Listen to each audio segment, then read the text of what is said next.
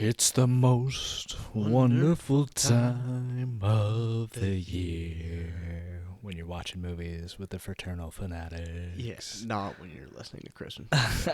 No, that one probably got old pretty quick for all you retail workers out there. Yeah. Sorry to pile on. Yeah, it's pretty close to home for some. Yeah, well, to be fair, though, given some of the movies we've watched this holiday season, it does seem to be the most wonderful time of the year in a lot of them. At least at the beginning. At least at the beginning. Yeah, and towards the end, I guess. It's usually that midpoint of struggle. That second act. Yeah. Things go to shit. Most of them have a pretty sweet topping at the end. Everything seems to work out in the favor of the characters involved, but there are some exceptions to that rule, I guess. Yeah, no, there's definitely a formula when it comes to Christmas movies, but there's a lot of movies that kind of take that and run and have their own spin on it. There's a lot of unique Christmas movies that all kind of follow the same premise. Unique Christmas movies that all follow the same premise. Does that make sense? If they're unique, well, do they all follow the same They all premise? follow the same. Maybe premise is the wrong word. They all follow the same structure. Yeah. No, I would agree with that. I would hesitate to say that there's even that many unique Christmas movies. They're all just kind of the same thing. Wow, no, not movies in general, but definitely like holiday No, movies. I feel that there's like I don't know, they all blend together in a way. A bit, yeah. Like Home Alone has been done to death. That story has been told in so many different movies. Yeah, and just like I guess it's more the predictability of them too. Like we were saying, you expect that sort of good ending where things end up happily ever after sort of thing. Yeah. And that seems to be, I guess, within the spirit of Christmas, but Not within the spirit of reality. not really. Yeah, it's a little bit wishful thinking, I would say. Yeah. But that's what they're here for. Yeah, that's what they're here Those for. good And watches. there's plenty that we haven't seen, too. Mm-hmm. I am thinking of one that I watched this year. That was a new one for me. That was with Paul Giamatti and Paul Rudd, and they were two, like, down on their luck Christmas tree salesmen. One of them had just got out of jail, Paul Giamatti's character.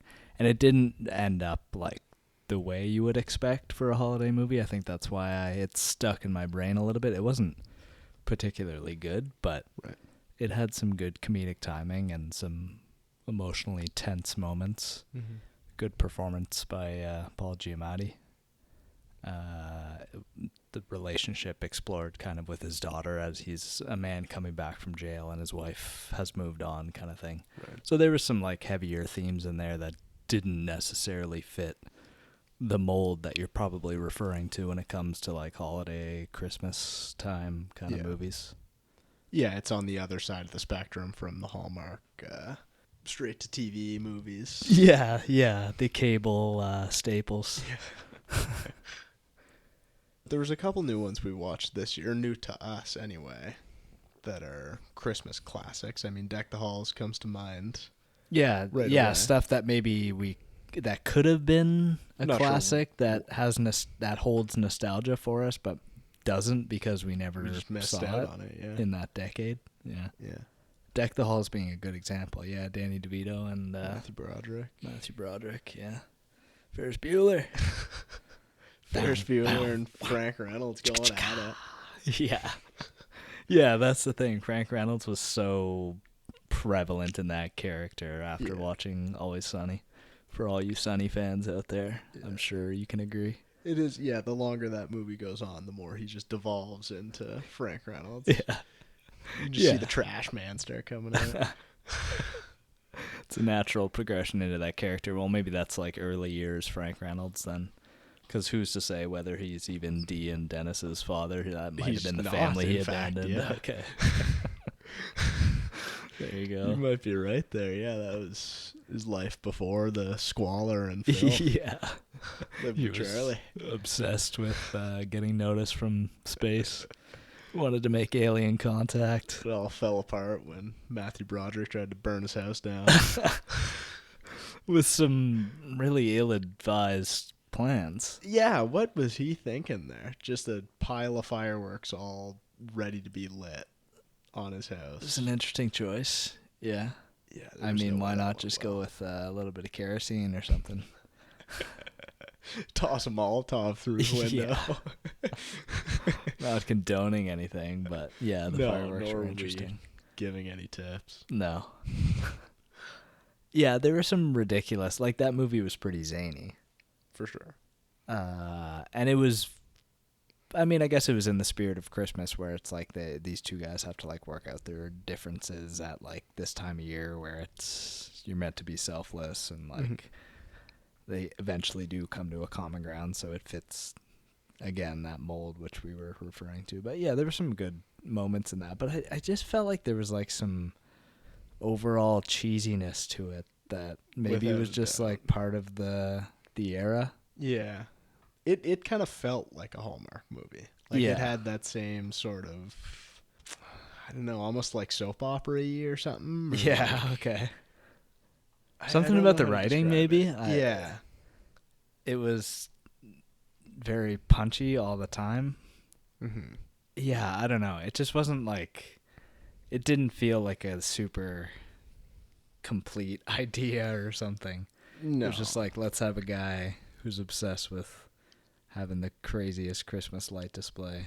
Yeah, except it was never really about Christmas for him. That's kind of the thing that I feel like the movie missed on. Like, Danny DeVito never cared about Christmas. That was never like the end goal. No, I think it was just more about the to, lights. It was about the like doing something big. yeah, because he was trying to make up for his, like, he was getting kind of pushed out at work and salesmen that didn't really follow with the new way or whatever. And at home, I guess his wife and daughters were not giving him much attention or something too. So he was, in my head, he was like lashing out with the lights, Right. which maybe gives that movie more depth than it ought to have. Yeah, I think than that's it what they were intends. going for. Yeah. And then Matthew Broderick, yeah, it was just like a pissy. I understand. Like, imagine living next to that. Oh, fucking I'd be guy. furious. Yeah, blasting and blaring music all day long, synced with lights that are like shining through your blinding, window. Yeah. No, it would be. Yeah. miserable. I mean, yeah, there's got to be bylaws getting involved in that scenario. Nah, they were all on his side. Yeah. Check this out, man. You don't like living across from this? It's so awesome. Yeah, you don't live across from it. Yeah, some memorable moments. The speed skating thing, I guess, too, was pretty funny. Matthew Broderick and the whole get up there. Yeah. And then Yeah. Frank just coming in with his Brendan Shanahan Detroit Red Wings jersey. Just ripping her in a pair of Representing. skates that are probably about to fall apart. They're so old. Yeah, not to mention the guy in the skates. Yeah, true. Well, he had a little more pep in his step in, what year was that? Like 2006? Something like that. Yeah. Mid-2000s. Yeah. But yeah, that one, like, what did you think overall of... It wouldn't have... If you had have seen it back then, maybe would you have enjoyed it more? Like back in the day? Probably not. No. No. I doubt it. I probably just wouldn't have understood it as well as I did now. Because it was very much... Yeah. It was not like a movie about kids at Christmas. It was a movie about adults at Christmas. Yeah, it was like pettiness at Christmas, Yeah. essentially. Which makes me think as a kid, I probably wouldn't have... Understood the grabbed back and onto it forth. as Yeah, much, yeah, yeah. that makes sense. There wasn't as much like whimsy and like things to keep children engaged, I guess. Yeah. Yeah, I guess the audience wasn't necessarily intended to be, or maybe at least for like older teens and adults.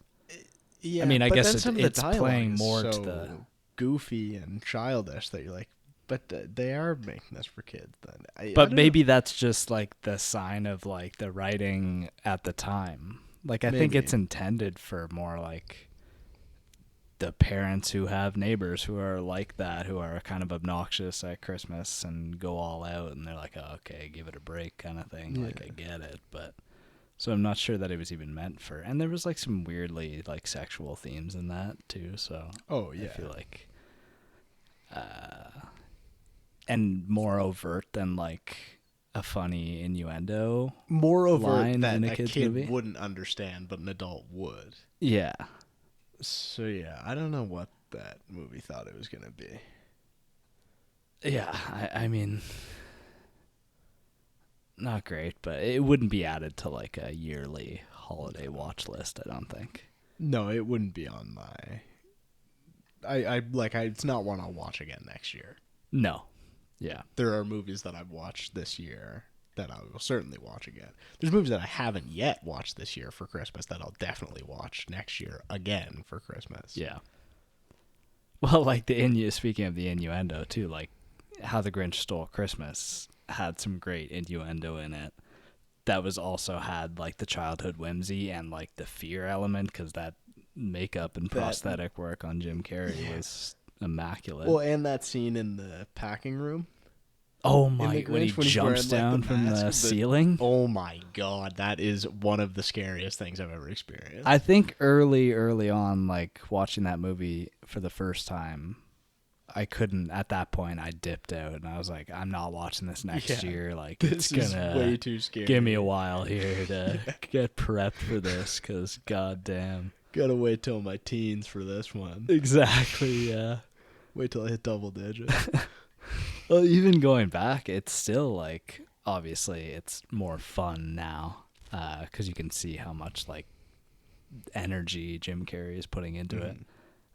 But it's still terrifying. It's like, scary, yeah. Menacing and intimidating, and yeah. That one is a classic. Like, that one is an example of one that I haven't watched that yet this year. I will be watching before or around Christmas. Yeah. But I will certainly be watching it next year too. Yeah, that's like ideally like a Christmas Eve movie to me. For sure. Yeah, that's a perfect movie to get you in the spirit. And very much follows that formula of guy reluctant to embrace Christmas. Guy has even worse experience with Christmas. Guy comes full circle and loves Christmas. Yeah, he sees the error in his ways and sees the love down in Whoville and decides that he wants to be a part of it despite some bad apples giving him a hard time. Yeah. What's his heart grows how many sizes? Three sizes? 3 or 4, something like that. Maybe. I'm trying to remember like the poetry, like the rhythm of it, to like remember the poem. Yeah, of like the how story. the narrator's speaking it. Yeah, but it might have been 3. His heart grew 3 sizes that day. Could be that, yeah. But yeah, like damn good.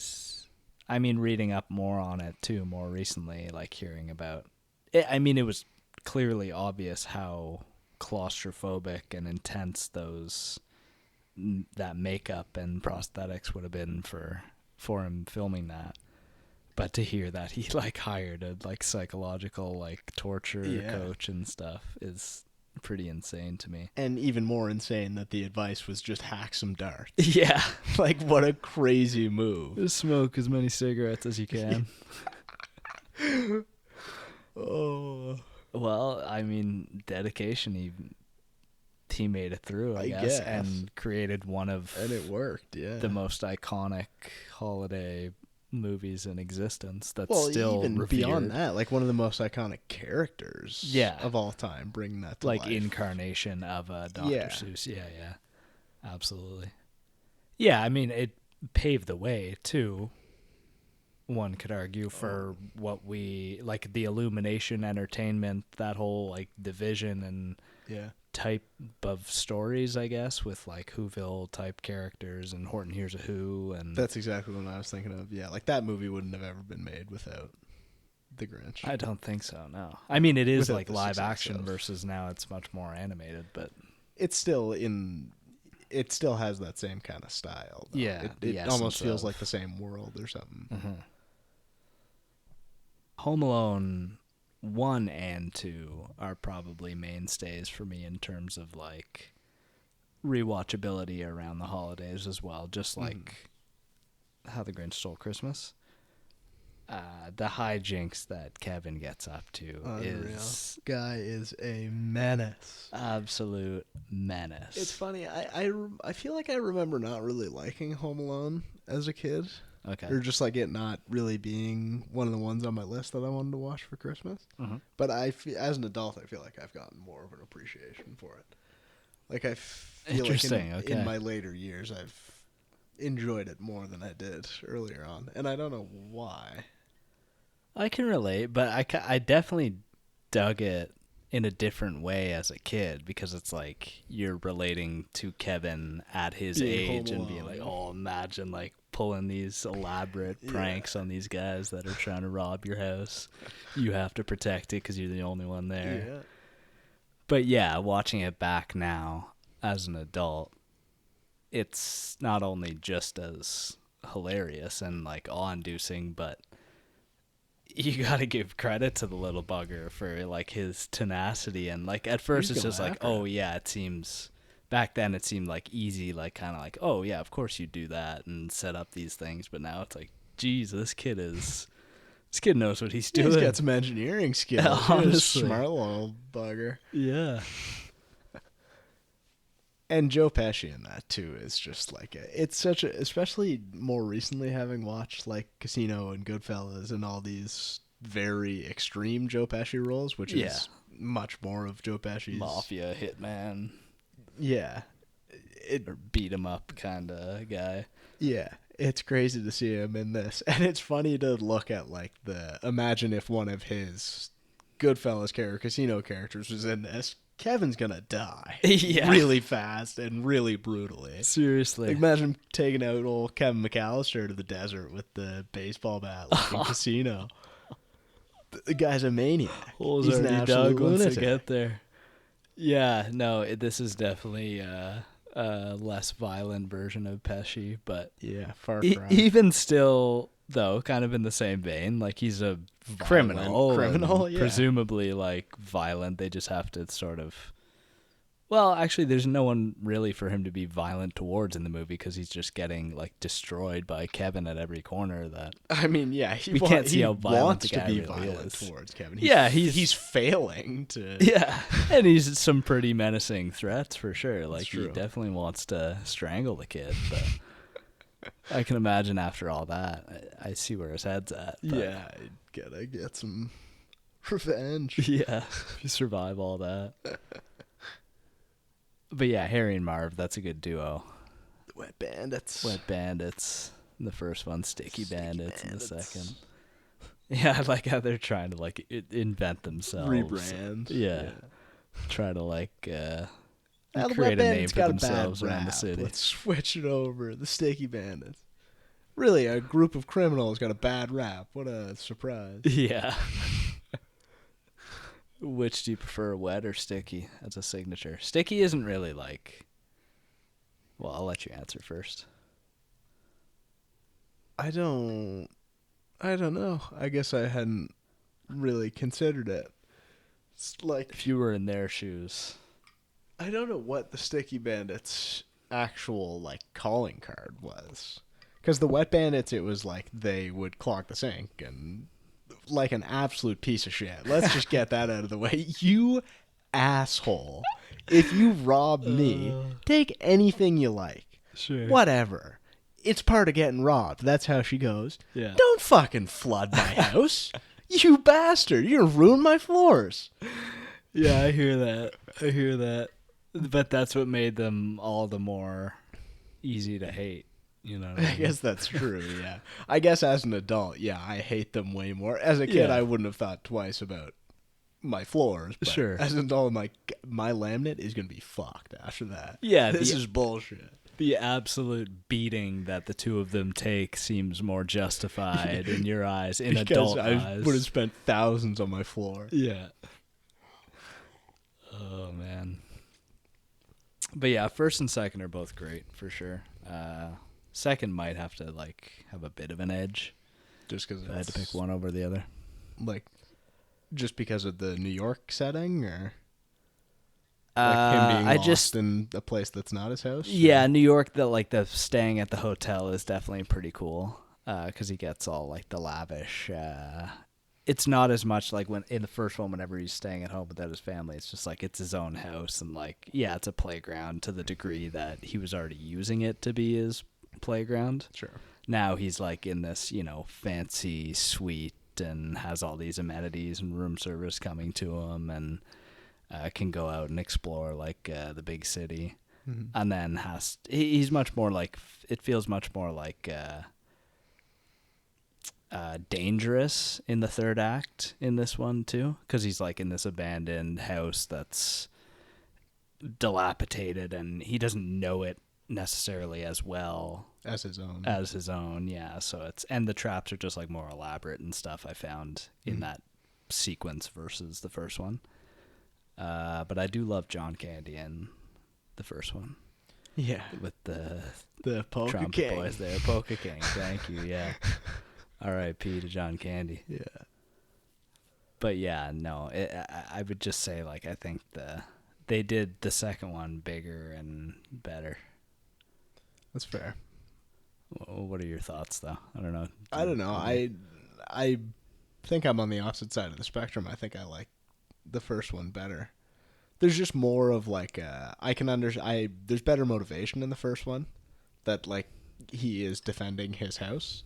In the second one, it's like he's not even trying to turn these guys into the police for the first 80 minutes of the movie. It's only within like the last 15 he's like, oh, maybe I should do the right thing and like get these guys arrested. Yeah. So I don't know, like you say, I like the hanging around at the hotel. It's very like Eloise vibe, but yeah, I think the rest of it, the like actual motivation for the movie wasn't as sound in the second one. I think I'm glad you said that. Actually, you might have swayed some people who are maybe in my camp for the second one. But yeah, I think the motivation maybe is pretty selfless in the second one. Like it's only spurred because of the toy store owner, right? Who's going to be the unfortunate victim of Harv and Mary. Harv and Mary. Oh, that's what the new Home Alone with Macaulay Culkin 30 years later is going to be. But yeah, it felt like a more selfless act because he was like trying to save that guy because he had like the heart-to-heart moment with the turtle doves and like felt some affinity to, not that he maybe wouldn't have done it for even more of a stranger, but yeah, I do agree that the motivation of defending your own house is probably more weighty yeah.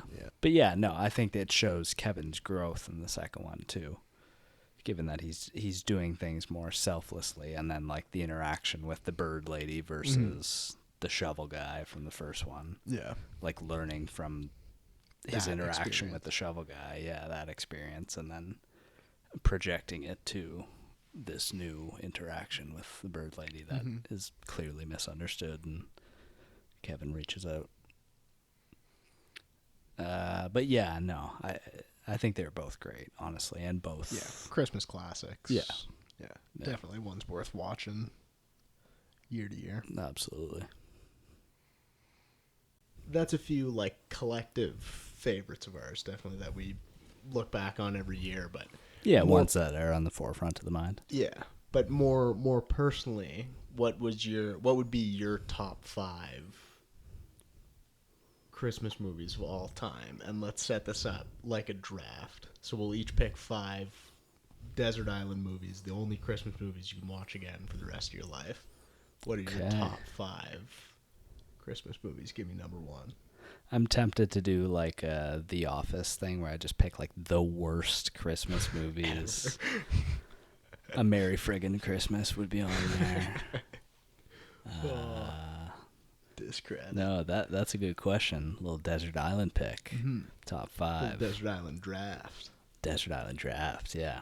Okay, so I get first pick in this scenario? Pick, and we can't pick what each other has picked. Okay, so I don't necessarily want to start with like what would be on the bottom of my top 5. No, I you'd probably want to start go with my your all-time favorites. favorite.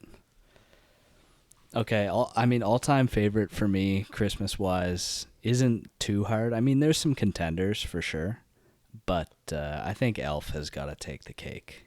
Yeah.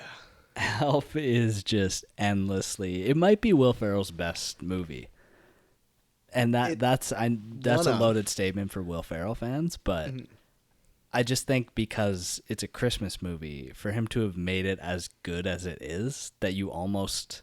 I don't think I would watch it outside of the holiday season, but you almost could, just because it's like it's got just because the jokes would still bits land, in it, and him dancing in the mailroom would still be just as good. Oh, there it is. Yeah, that doesn't With need to be Christmas. That's just as good. He's got coffee in one hand, dirt in the other. Doesn't the guy spike his coffee with some what he thinks is maple syrup, and he just like loads it in there? Oh yeah.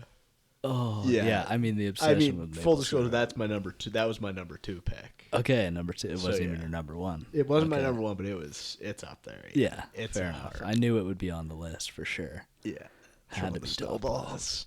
Rapid fire snowballs. As Michael's finishing like the one giant one that he's made, and the lob too, when the kids are running away.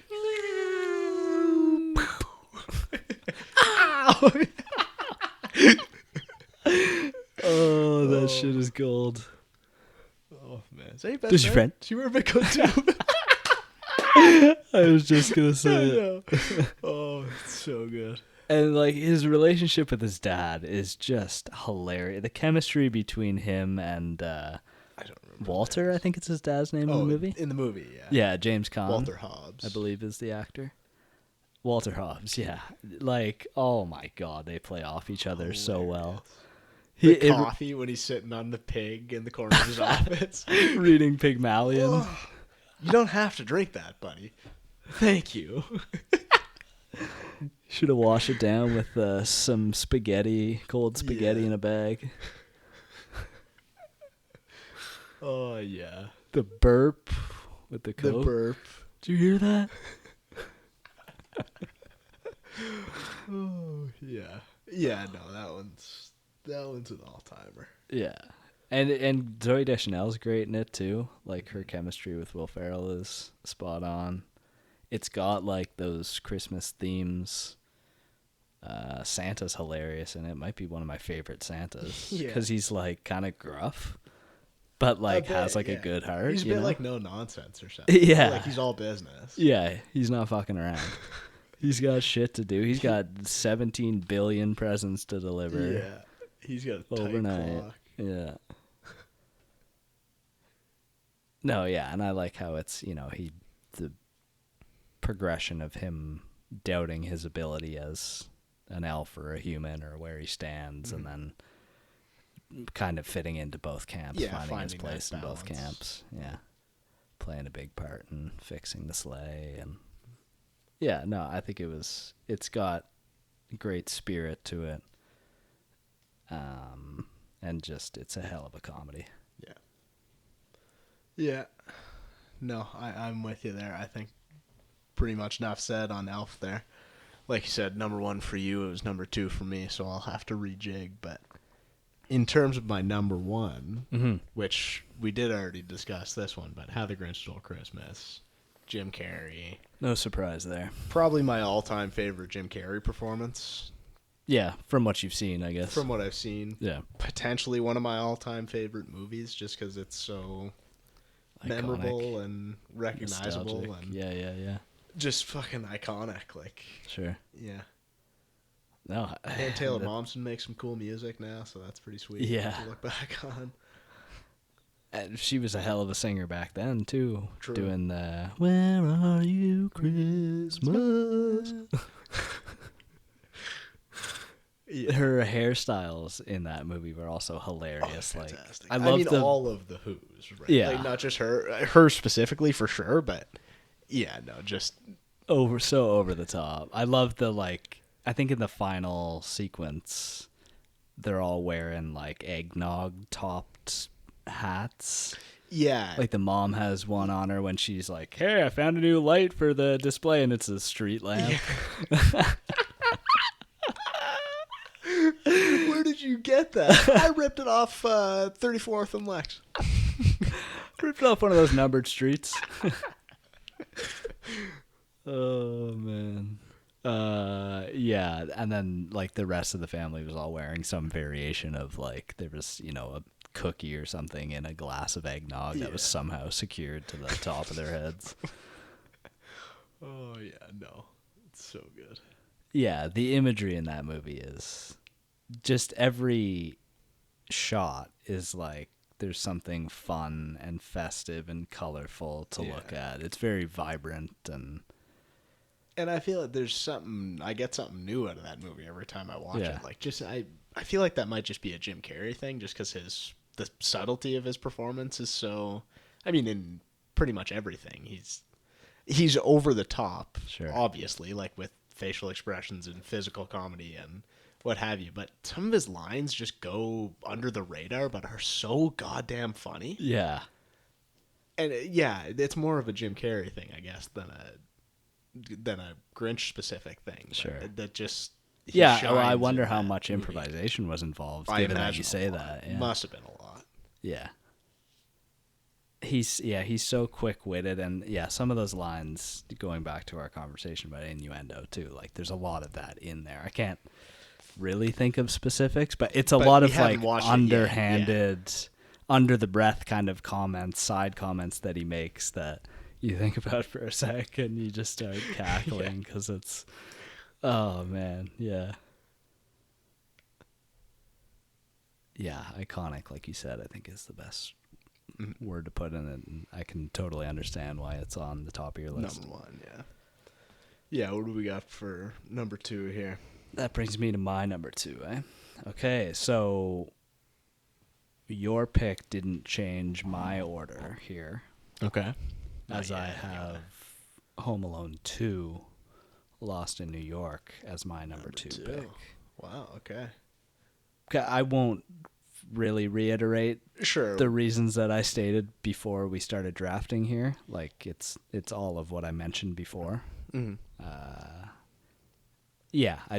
think if I had to pick one or the other, Home Alone 1 or 2, I couldn't have one, and I had to take the other. I think I'd pick 2. Yeah, and it is, that movie can stand alone too. It doesn't really need the first one. Because it's not him having been lost before is not essential to the plot. It's the only difference it would make is that you would understand why Harry and Marv are recognized and why the mom is going so apeshit because this happened again. Yeah, I guess there is like side scenes with the family. There's probably some lines in there, but nothing that would be like you'd be missing out on if you hadn't watched the first. Or sorry, no, nothing you'd be like that would change the movie in a meaningful way. That you'd be like totally confused by. Mm-hmm. The only real one that comes to mind for me is when Kevin's at the airport realizing he missed his connecting or took the wrong connecting flight to New York instead of Florida or wherever the hell they were going. And he goes like, "Oh no, it happened again." Right. But you can get that from the title anyway. Yeah, or you could just assume he's like a negligent kid who is not paying any attention. It's like, every time we go on vacation, I end up somewhere else. Which he kind of is. I guess, it is yeah. his fault. I mean, it's hard to point fingers at exactly whose fault it is, but a bit of a mixture. But yeah, anyways, that'd be my number 2. Okay. Elf and Home Alone 2 currently. Okay. Well, yeah. So my number 2, like I said, my number 2 was Elf, but I think in this case I'll move up my number 3, which was Santa Claus 3. Tim Allen, Santa Claus, third one with Martin Short, just an absolute classic. Great movie, heartfelt, super meaningful. Jack Frost, Martin Short fucking crushes it in that movie. I mean, he crushed it in everything, but yeah, nothing wrong with Will Martin Short. Yeah, Martin Short is an absolute gem. Honestly. Canadian hero. Yeah. Absolute Canadian legend. I mean, him and Steve Martin are great together. But yeah, there's something about his timing and his delivery that's very, what's the word I'm looking for? Whimsical. That's a pretty great word, Because actually. kind of like what we were talking about with the like Christmas movies and that like spirit of whimsy all kind of being throughout. It's like he kind of embodies that. Like he is a bit of that spirit of whimsy. Yeah, just he like expresses whimsy. Yeah, he just like especially in that role, kind for of sure. speaks through the innocence of a child or something. Or like he almost feels like a child in a grown adult's body or something. Okay. You know what I mean? Like, yeah, I don't know what it is, but yeah, he absolutely makes that movie, and he makes it whimsy better than the other two. I mean, the second one kind of sucks, but he makes it better than the first one. I think he definitely revived the concept of the Santa Claus after the second one. Yeah. Because I think that, I would agree that that one was the stinker of the three, and it just wasn't that great of a movie. Mm-hmm. Santa Claus 1 was good at establishing it. But yeah, Martin Short was like the addition that was needed to make a third one. Yeah. Without him, it would not have been a good movie. Yeah. Yeah, and his resume is clearly pretty studded at that point, too, that I'm sure they knew what they were getting from him, and I wonder if they even wrote the part for him. I wouldn't be surprised, yeah. Yeah, or if he was involved in some capacity. Yeah. Production-wise, or... Yeah, but he seemed like the type of guy that once he like puts on that costume, he's like fully into it and really wants to make a good performance out of it. Yeah. Kind of in a Jim Carrey fashion. Yeah. Like very much embodying this character, stepping away from being like even a human being for a second, just becoming this thing. Fictional being. Yeah. Yeah, that still is deeply human at the same time. Mm-hmm. Okay, yeah, good pick, Santa Claus 3. Mm-hmm. Okay, that'll move me to my number 3, which would have been How the Grinch Stole Christmas, Jim Carrey. But now it is Polar Express, the Tom Hanks special. That was my number 3. That was the one I was thinking to slot in for. Yeah, that's hilarious. Great minds think alike. Awesome movie. Yeah. Probably my favorite Tom Hanks movie. Damn, okay. I think for that it'd have to be Captain Phillips for me if we were doing favorite Tom Hanks movie. Yeah. Okay. Captain Phillips is fucking unbelievable. I wasn't expecting that. I would have thought something more like Green Mile or Forrest Gump. Yeah, I know the Green Mile wasn't as. I think I just enjoyed Captain Phillips more as a movie, so it's like maybe it's less credit to Tom Hanks and. Fair. But that's off topic, I guess. Exactly. Yeah. I'm with you on Polar Express. I mean, that was going to be my number 3, so I'm exactly in the boat here. Yeah.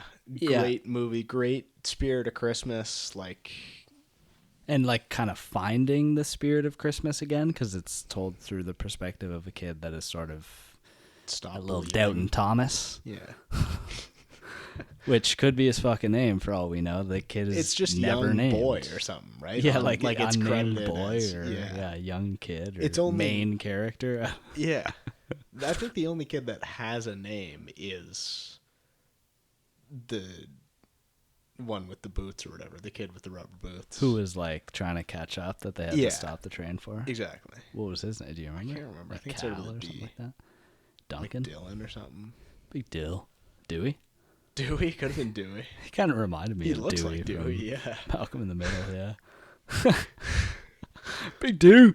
Yeah. Do you have a hamster ball with him? Or egg, yeah. Did he say Craig? He said egg. You and egg eat your cereal, honey. But yeah, the Polar Express, the hot chocolate scene is something that I see in my dreams, so memorable, so the big iconic. choreographed kind of sequence with the a live robot chocolate hot think they're chocolate human? machine, huh? Well, it the had like all machine, these sorry. crazy Yeah, I thought you meant tentacles the that were people. like Yeah. shooting it all No, over the that place. thing, that is fucking awesome. Looked like Super a damn memorable. good cup of hot chocolate too. Yeah, god damn it did. And then when he goes up on top, when the main kid goes on top of the train there and sees the homeless guy, like the other guy played by Tom Hanks. Yeah, the train hopper there. Yeah, The grifter. yeah, that was fucking. That's like a. There's something so scary about that in like a not at all scary way. I know, he was like weirdly creepy, but also like Very approachable or something, or like yeah, or wasn't like wise, or like you could kind of trust him, even though he was a guy like homeless on top of a train. yeah. Not to say that vagrants are inherently untrustworthy. I think we mean more like what the hell is this guy doing on top of the train? And like, what's his motive? Like a mysterious kind of guy that there's not a whole. I'm still kind of like wondering what his place was in all of it. I don't think it ever fully explains who or what his character actually is, because he is like a ghost. He is a We know ghost, so that he's for sure. Not a corporeal being, I guess. Well, he's corporeal because he passes like the mug and stuff to him, but he can like disappear. He take it though? Doesn't he offer him a cup of Joe? But he's like, I don't want that because it looks like reindeer shit or something like that. No, I think he offers him a cup of Joe. He takes a sip of the cup of Joe. Oh, that's right. And then Buddy takes the dirty sock out of the. Yes. Well, I do wonder. I'm kind of just thinking about it now. I do wonder if it's him, like the kid, if he grew up not really believing in, or like what he would have turned out as if he. I mean, it's weird to say that, if you don't believe in Christmas, you're going to become like a vagrant train hopper or something. But it sort of like seemed to me that it was trying to parallel, like, if you don't recapture the true meaning of Christmas and hold that in your heart, then you're going to end up drinking reindeer shit out of a dirty sock. Which is a strange lesson, but I like your lore edition of this reindeer shit. Yeah, I kind of just took it and went with it. Was it alluded to that he was drinking reindeer shit, but now I can't get past it. He was absolutely drinking reindeer shit. Mixed with a little motor oil, maybe. Oh, yeah. Yeah, no, that is an absolute classic. But I mean, it's also like you had noted when we had watched it that Tom Hanks voices both the conductor and the guy on top of the train. Mm-hmm. So there's maybe something to be said about those two paralleling each other, teaching the kid different lessons in their own way, but like they're the same character. They were in this kid's position when they were younger, and this is their two choices or something. Yeah, and like both of them believe in Santa Claus, or like as a result of they see him. Yeah, like they work on the Polar Express or whatever. But they have very different attitudes about Santa and Christmas and like this whole thing.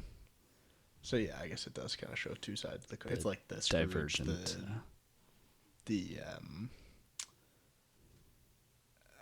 The Ghost of Christmas Past and Future and present, like showing all the different avenues. Yeah. Divergent personalities. Mm-hmm. Yeah, but it's rewatchable as hell too. Yeah, very deep movie. Yeah, and kind of sad. Like it ends happily, but it kind of sad or like morose or something. Good word. Like has some happy moments for sure, but I just feel like there's like an undertone of sadness to it. And maybe it's like the kid like kind of growing to that age where he's growing out of the whole belief in Santa, but then he has this fucking adventure experience that like may or may not have been real. or in his head, but it's still like real to him. He realizes, I guess, in the end, right? Yeah, like, rekindles the magic. yeah. Yeah. So yeah, no, some good messages in there. Yeah, in that case, now that you've taken my replacement for number 3. I keep taking your shit here. Jeez, no kidding. Yeah, I'm a bit at a loss. I mean, I suppose the easy thing to do is just move up my 4 spot, and I guess that is what I would do. So I'll say number 3 for me would be The Night Before. Oh, Seth Rogen, hell Anthony yeah. Mackie, Joseph Gordon-Levitt. Yeah. Just a great, such a refreshing take on a Christmas movie. Not in any way a kid's movie. No. It's not supposed to be watched with children. It has nothing to do with kids at Christmas, which I understand why most Christmas movies are revolving around that, because it's Sure. interesting It's to appealing adults more too. It makes sense, but it's just refreshing to have something that, as an adult, I can watch and have fun with. Yeah. And not feel like it's been dumbed down because Yeah, that one's the, outside of the spectrum of like traditional holiday movie, I guess. but still that same message of embracing the Christmas spirit and coming That's the together thing, with yeah. family and Like keeping tradition alive and like reconnecting with people you love, maybe not in the same ways that you always did, but sort of finding new avenues to keep that stay together. relationship. Yeah.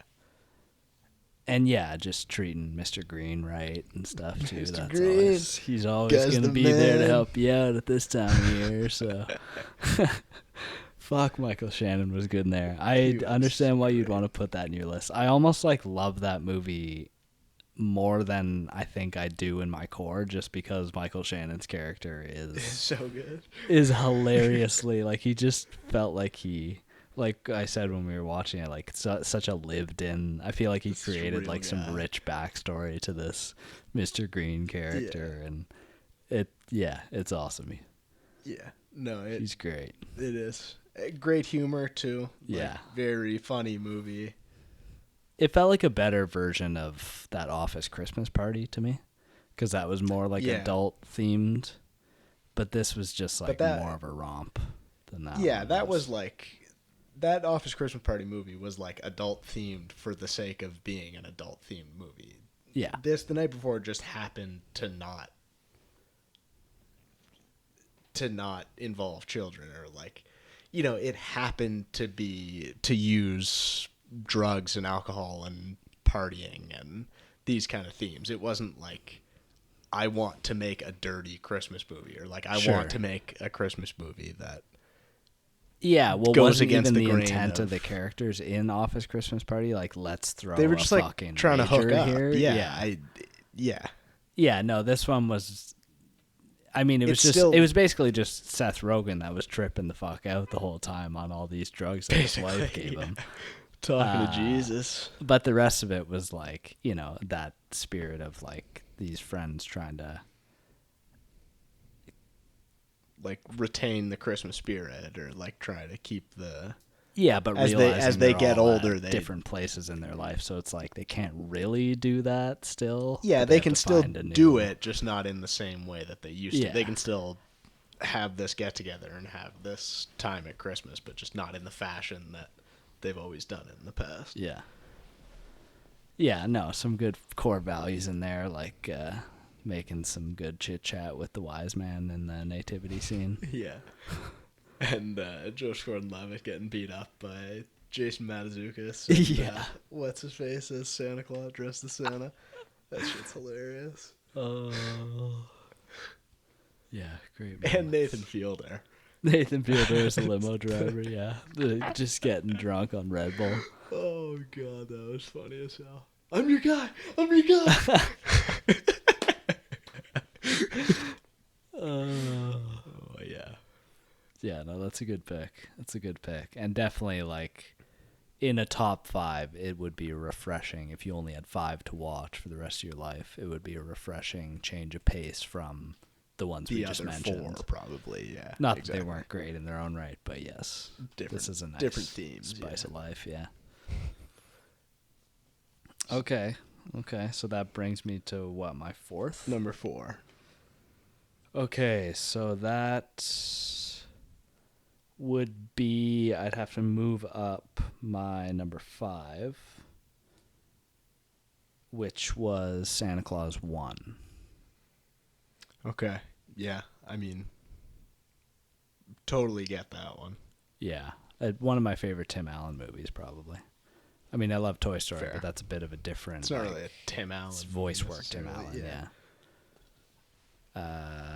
Yeah, just a damn good, like, it's just a fun concept. Like, he fucking killed Santa, basically, at the beginning, and, like, Pretty much. all right, I guess throw on the suit, follow the rules here, and away we go. Like, it's just a fun thing, and it's, again, watching it younger through the eyes of his kid. I forget his kid's name in the movie, but, like, thinking that your dad is Santa, that's a fun take on a Christmas movie. Instead of just like celebrating the holidays, waiting for Santa to come down the chimney, it's like, I'm gonna go fucking sit in the sleigh and deliver some gifts. It is kind of a cool, like, Santa's no longer this mythical being that he is in everything else. Like, even in the Polar Express, he's like this otherworldly kind of ethereal person.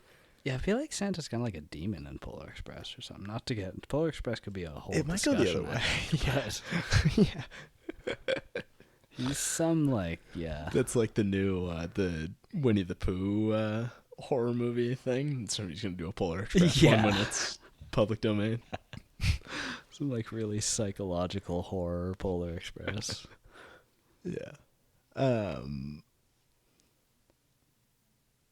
But yeah, he's much more of like this mythical thing in all these other properties. But yeah, like in the Santa Claus, it is just my dad is Santa. It's not like this thing from the North Pole. It's not this creature from like a different universe. It's no, it's just my dad.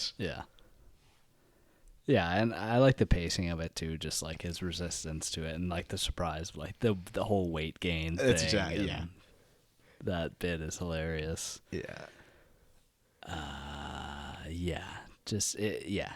It would come to the forefront of my mind when it's like, what do I want to watch at Christmas this year? Mm-hmm. And the stepdad there, like Tim Allen's counterpart, his ex-wife, Judge Reinhold's character. Oh my there. God, he's fucking hilarious. The sweaters, oh my God, they're incredible.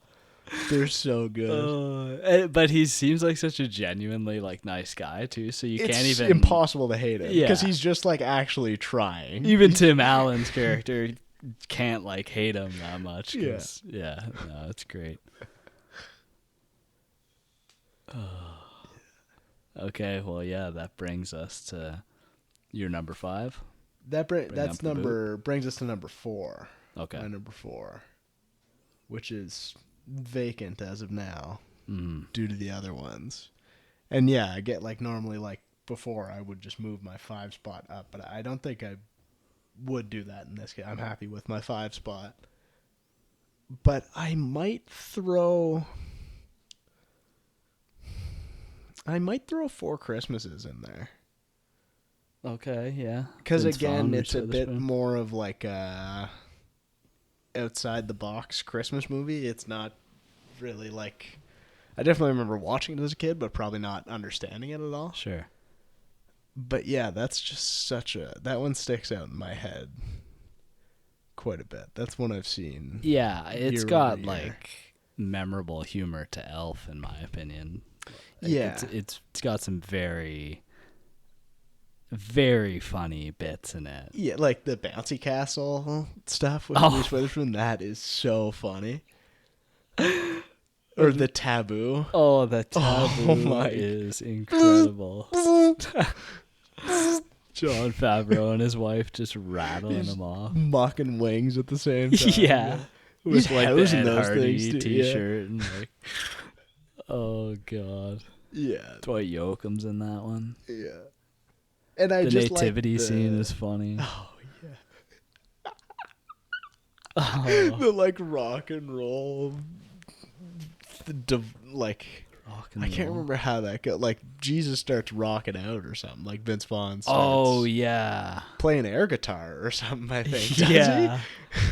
I get. I mean, more reason to watch it, I guess. he? Yeah, But I can't really remember exactly how that plays out. But I'm yeah. picturing, visualizing what you're saying. Yeah. And just like the premise of these four Christmases, like these very different families Yeah. all being, or like Vince Vaughn and Reese Witherspoon, like being connected to all these very different groups of people, like different lifestyle choices, different like activities, and yeah, it's Yeah, it's just a probably good. heavily It's a very relatable realistic. Oh, for a absolutely, lot of yeah, people, or different types of people. Yeah. yeah, for sure. Yeah.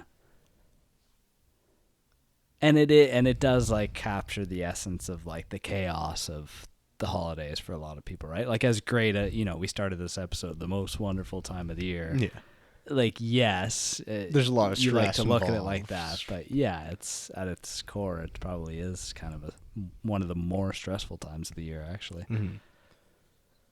So I think it captures that well, which maybe a lot of Christmas movies don't. Yeah. But yeah, that's a great pick. Yeah, I don't know it's a bit of a late addition, so I'm still maybe questioning a little bit, but I can't think of anything that I'd rather take its place. Yeah. Maybe Daddy's Home too, but that's just because it was more funny than I remembered it being. Daddy's Home too, I could probably watch every year. I don't think it would be in my I don't think it's top in my top five, no, but yeah, I think it's maybe an honorable mention anyway. Yeah, I think it's pretty. John Lithgow just cracks me up in that movie. I think the most out of all of oh, them. he's so funny. He's Or just so his relationship goddamn funny. with Will Ferrell. Yeah. Did you make a TT? How did I pee upwards? Aren't they like wearing nightshirts or something too? Well, I don't think nightshirts, but they're wearing like matching Okay, t-shirt and boxers or whatever it is. Yeah. The thermostat discussion too. That shit's hilarious. between the four of them. Every dad's nightmare. The wolves.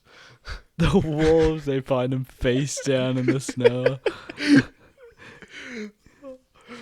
Just don't look him in the eye. I did. I already did. I don't want to watch him be pulled apart by wolves, Dad. Oh yeah, yeah. That may be an honorable mention then for Daddy's Home too. Okay, I like it. But yeah, I guess that brings us to our 5 slots. Unless there's any other honorable mentions you want to bring up, anything that didn't make the list. No, I'm good to go to 5 slot. What you got? For my 5, well, since I had to move Santa Claus 1 up, this is going to be more like your 4 Christmases pick for me. It's going to be a little bit more off the cuff and less forethought put into it. I kind of have a bit of a toss-up. Could I at least tell you the options of the toss-up? Because it's Please. a weird, like... Maybe I'll help you. They're from completely different eras, like from opposite ends of the spectrum. Okay. A Charlie Brown Christmas. Sure. I think it's awesome and would be worth watching every year, not only because it's like short and sweet, but it's just so like hilariously existential for like what's wrapped up in this kidsy animation. Yeah. Like this Charlie Brown is what, like it's supposed to be like 8-9 years old or something. He's just dealing with like the most complex like depression and consumerism and like the true meaning of Christmas and like biblical verse. It's just like so over the top for what a kid's thing is. It's definitely not even meant for kids. Sure. Yeah, the motif is for dialogue in kids, it. but the substance is for adults. Yeah. There's a hilarious sequence where he's at the booth with a booth with Lucy, and she's like talking to him about phobias and stuff, and he just realizes he's scared of everything. The whole premise of him wanting to like feeling bad for this poor little measly tree and trying to spruce it up because it deserves some glow on Christmas and stuff. Yeah, I just think it's like a really fun, and it doesn't take like a whole lot of commitment to get through it. It's just like a fun thing, and I remember watching it as a kid and sort of not feeling much affinity for it, but delving deeper into what the themes of it really mean now is like it's pretty heavy-handed, I guess. Sure. But it also does make you think more, which I appreciate. Mm-hmm. So yeah, that was in the 60s, and then on the opposite end of the spectrum, a new one we watched this year, but from a couple years ago now, I guess in 2023, Merry Little Batman. Merry Little Batman was like weirdly, maybe it's just because it was so disarmingly good, because I was not expecting it to be any good really. But goddamn, it was like it had elements from like some of the movies we've talked about previously. Yeah, it was very Home Alone-esque. Yeah. Let me just say, I think I can help you make your decision. Okay. Because my number 5 is Merry Little Batman. Is it? Yeah. That is one that I am absolutely going to be watching next year, and I'm going to be watching every year. Yeah. After that. It was surprisingly great. Yeah. Fantastic. David Hornsby was hilarious in it. He did a great job as the Joker. Yeah. Had no business being as good as he was. Like, did not need to try as hard as he did. No, surprising casting, the, but great. Yeah. Yeah. The relationship between Batman and Damian was hilarious and, like, meaningful, pretty heartfelt. Yeah, I thought so. The, like, AI Batman I thought was really funny. Yeah. Yeah, I programmed to be your Bat Dad. Yeah. Yeah, that was great.